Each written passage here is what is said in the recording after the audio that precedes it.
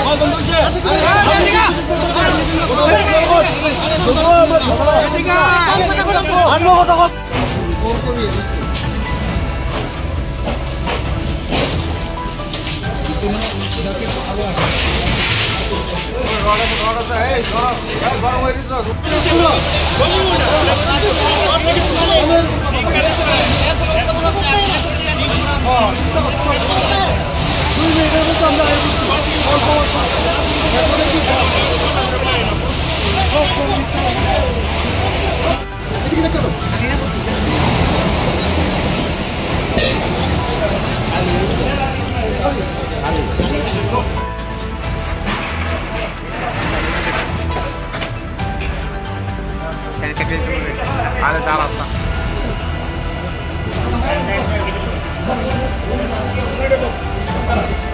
আমি দেখছি জাহাজ করে জ্বলতেছে, আগুন লাগবে, আগুন তাড়াতাড়ি করে চাবি পাচ্ছি, চাবি আই না এবারে এবারে তুলছি খুলে দিয়ে পুরা জাহাজ করে জ্বলতেছে।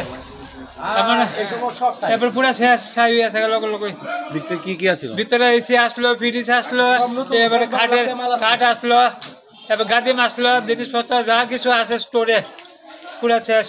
অনুমানে কত টাকার মাল হবে? ওইব 10-12 লাখ টাকার মাল হইব এটার ভিতরে আছে। একবারে গাড়ি পুরা পুরা আসলো জিনিস, নতুন পুরান যা আসলো একবার পুরা ওই ছেলে মনে দেখে রাখ কই ফেলে। গেল যে গ্যাস কোম্পানিটা আছে, প্রথম আমরা লোকেশন দিয়েছে গেলের সামনে, তো এখানে আসি পরে ডাইরেক্ট আমরা বিশের দিকে ঢুকে দিচ্ছে। আর দেখছি এখানে রুমের মধ্যে খুব সময় মেশিন টেশিন আছে, এখানে মোটামুটি আগুন ভালোই আগুন আছে।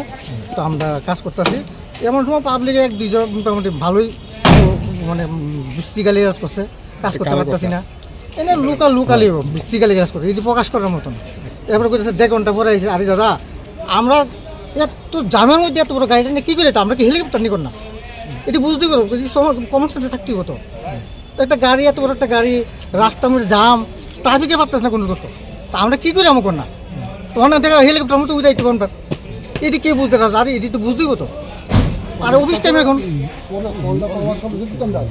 কি কন্ডিশন আছে এখন মোটামুটি আয়ত্ত আইছে। কি কি ক্ষতি হয়েছে? ক্ষতি বলতে এখানে এনে মেশিন দেখলাম, একটা ছোট একটা মেশিন, একটা আলমারি ছিল, আর লোহার একটা মানে খাট বলে খাটে, লোহার খাটের রুম, এই আর কিছু নেই। কিসের থেকে আগুনটা লাগতে পারে? অনেক কিসের থেকে লাগবে এটা ঠিক করতে পারছি না, তো মানে ইনভেস্টিগেশন পরে বোঝা যাবে আর কি এটা কি হয়েছে। অনুমানে কয়টা ফায়ার সার্ভিস আছে এখানে? তো আমরা কুঞ্জন ফায়ার স্টেশন আর এনসিসি ফায়ার স্টেশন, 2টা স্টেশনে আইসি, মানে আমরাই মোটামুটি কমপ্লিট হয়ে আছে, তারা কাজ করতে লাগছে। আগুন পুরো হ্যাঁ এখন দেখেন না, আগুন মোটামুটি আয়ত্ত হয়ে গেছে। আপনার নামটা স্যার? আমার নাম রতন শীল, লিডিং ফায়ারম্যান।